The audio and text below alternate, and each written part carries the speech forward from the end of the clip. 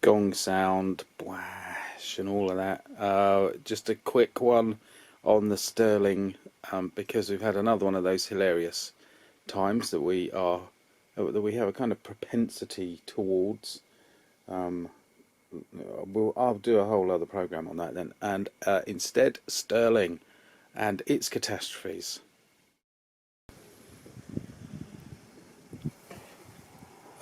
Bringing this out to try and get some good light on it, but it's a dismal day, it being Britain and all, and November.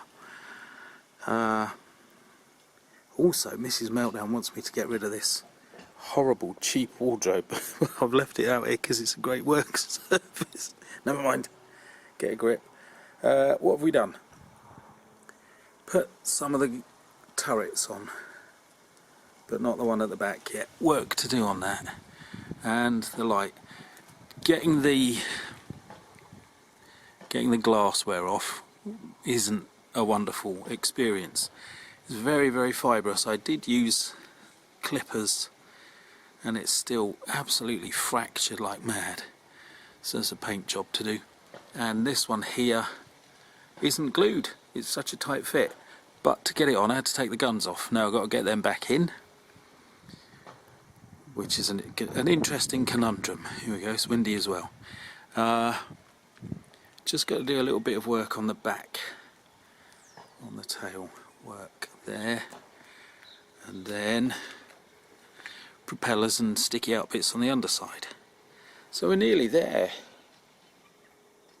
I'm going to say this over and over again. Beautiful plane, tricky model. I think the mould had passed its best by the time this one was pressed out. So anyway, like I say, that I'm going to say that over and over again on this.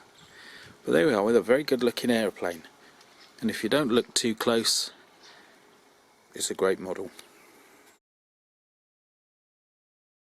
Oh, and the sorry tail goes on. I was just bracing it to glue the last few bits, and I then bumped the shelf, which I've never done before. And worst, I mean the whole of that's come off. So, that, yeah, well, but look, I've bent the guns, they've gone all wonky. Oh dear. It's just no luck on this one. Looks great from the distance though, doesn't it? So thank you for watching. We're nearly there, aren't we?